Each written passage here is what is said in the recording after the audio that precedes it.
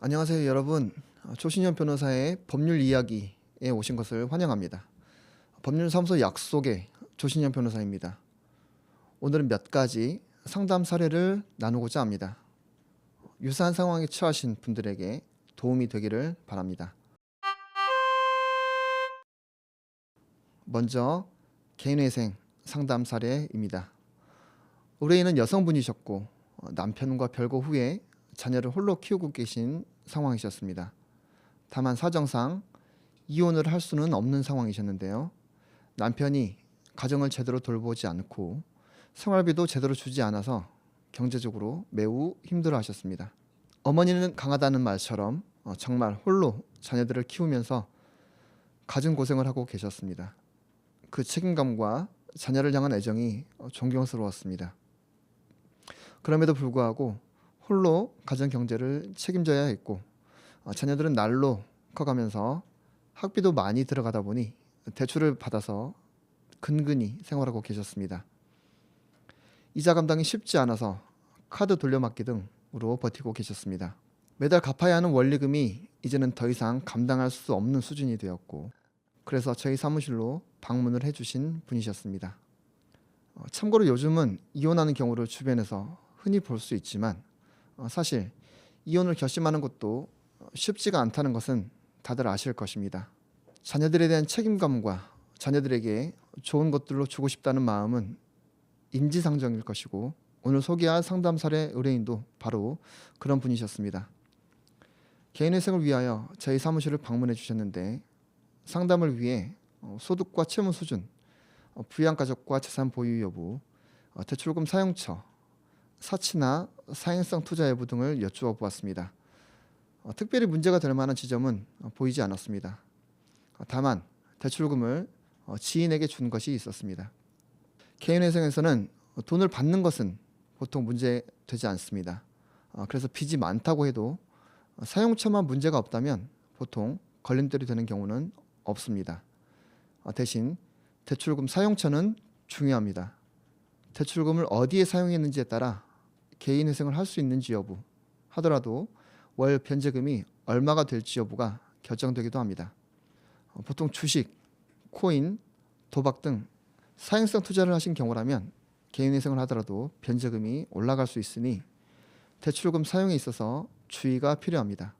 의뢰인께서 담담히 자신의 상황을 말씀해 주셨는데 안타까운 상황으로 인해 저도 마음이 아팠습니다.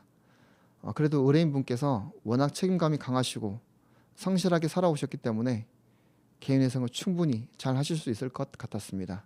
그동안의 고생으로 인해 많이 힘들어하기는 하셨지만 저는 희망을 보았습니다. 따뜻한 말로 위로를 해드리고 싶었습니다. 그리고 의뢰인의 한마디가 제 마음을 울렸습니다. 지금까지 몇 년 동안 주변에서 따뜻하게 말해주는 것을 들어본 적이 없다고 하셨습니다. 용기를 주고 응원을 해주는 것이 아니라 질책과 추궁하는 말을 많이 들었나 봅니다. 저는 말하는 대로 되는 것을 많이 보았습니다. 아무리 어렵고 힘들더라도 긍정적인 말을 하고 적극적인 사고를 통해 문제를 해결해 나갑시다. 매일 조금씩 더 상황이 좋아질 것이라 믿습니다.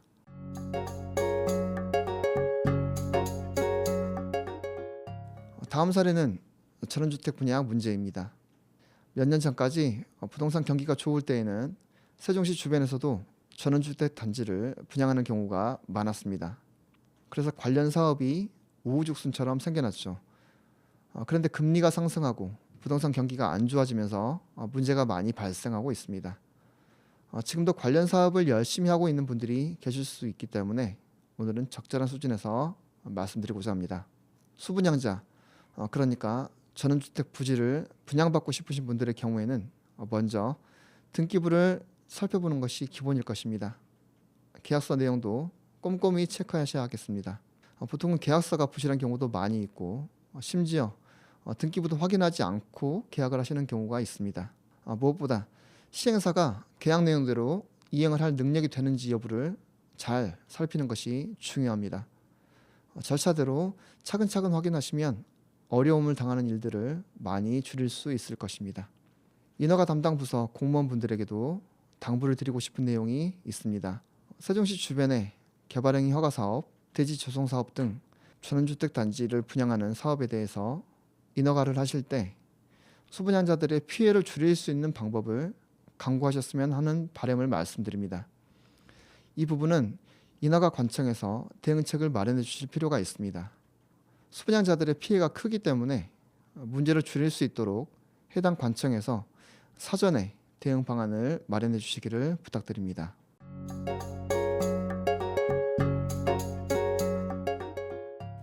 오늘은 개인회생 사례와 전원주택 부지 분양 문제에 대해서 간략히 살펴보았습니다. 감당하기 버거운 채무로 인해 어려움을 겪고 계시다면 개인회생 또는 개인 파산을 알아보시기 바랍니다. 부동산 매매를 하고자 하신 분들은 등기부와 계약서를 꼼꼼히 살펴보시기 바라고, 전원주택 부지 관련 인허가 담당 부서에서는 수분양자들의 피해를 줄일 수 있는 대책을 마련해 주시기를 부탁드립니다. 이상 법률사무소 약속의 조신현 변호사였습니다. 청취해 주셔서 감사합니다.